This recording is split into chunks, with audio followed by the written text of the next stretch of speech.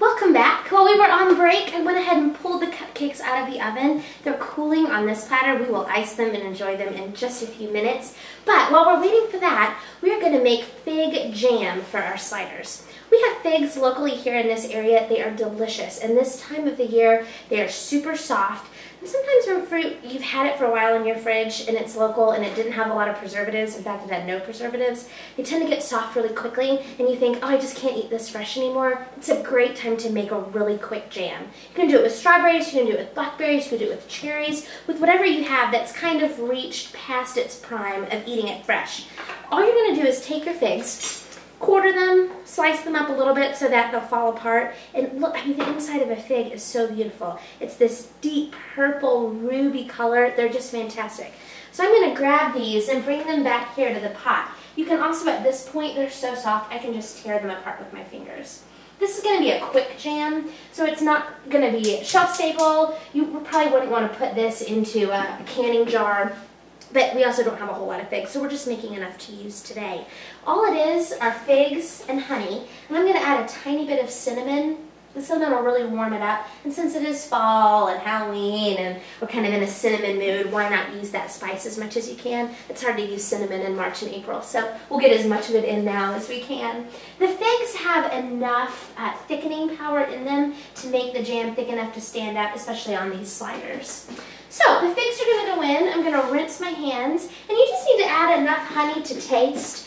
The figs at this time in the season tend to be very sweet already, so we don't need a whole lot, but just enough to taste. I'm going to grab a spoon and some cinnamon, and the heat underneath it is what's going to help the figs begin to break down. I'm probably just going to add about a heaping tablespoon. That's plenty. And the honey will begin to melt, the figs will melt down, and it will make this delicious jam to go on our sliders. Now, also while we were at break, I went ahead and toasted our buns. Just put a little bit of butter on top, put them under the broiler. If you wanted to, if you've got great herbs, you could do a sage butter or a thyme butter. You could do a garlic butter. Whatever works for your family and that you love, go for it. This is a great opportunity to throw in those herbs that are beginning to reach the end of their season as well.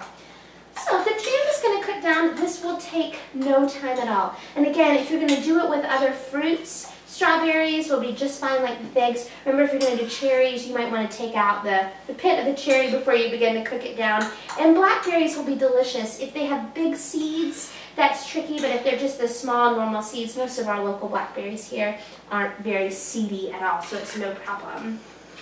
So this jam is pretty much already ready. I'm going to stir in some cinnamon, just a little bit, just for the warmth factor.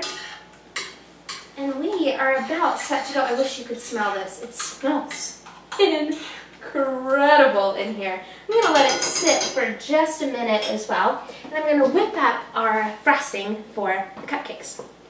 This is cream cheese. We have a local dairy here, just down the road actually, that makes cream cheese, ice cream, milk, cream. They do whole fat Greek yogurt, non-fat Greek yogurt, all sorts of delicious things, and it's fantastic. Now their cream cheese is slightly softer than what you'd buy at a normal grocery store, and it's a little tangier. So just know that when you're going to use it, it's delicious, but you do need to put a little more sweetener in it than you would to a normal cream cheese. So I'm going to spin this out. Again, it is softer. Make sure your cupcakes are nice and cool before you frost it. When it's this soft, if you try and put it on warm cupcakes, it will just melt and run all over. Tastes great? No, it looks so hot for your trick-or-treaters coming by. So I'm going to stir in a couple dollops of honey, again to taste. The cupcakes are pretty sweet themselves, so if you want a tangier topping instead of a sweeter topping, you could also do it without honey at all. Both would be delicious. But that's all that's going to go in here. Whirl these two together, and what a simple frosting. This works great on butternut squash cupcakes. It works great on pumpkin bread, on pumpkin cupcakes. It works wonderful on top of pumpkin pancakes. If you ever make pumpkin pancakes at home, you could stir some cinnamon in here. It would just all be fantastic. So here our fig jam. I'm going to put a dollop of this on just a couple of our cupcakes and then go check and make sure the jam is doing okay. Oh, these look so good. You know something else that's kind of fun to do? Since it is Halloween and trick-or-treaters are coming over, if you have some candy corn or candy pumpkins or anything like that, some of these would look great just on top. Just a little seasonal. I know it's not local, but it is kind of fun to just dress things up for the holidays that are happening. So these look good enough to eat. I can't wait to try one. Let's check on our jam. Oh, looks amazing. When it gets hot, it really starts to thicken and kind of caramelize. You can turn the heat off, and it will get thicker and thicker as it sits. But let's go ahead and assemble some of our sliders. We've toasted off these tiny buns that are delicious. I thought about bread. If you want to bake all your bread locally, go for it. It's delicious. You can find local flour, you can find local eggs, you can find local butter, you can make brioche, you can do challah. It takes a while. It's a real commitment to bake local bread, and I applaud you if you bake all of yours at home. If not, most communities have wonderful local bakers that make all kinds of artisan breads, of local style breads, of sourdough breads versus yeasted breads. Find a local baker, befriend a local baker. They can make specialty breads for you.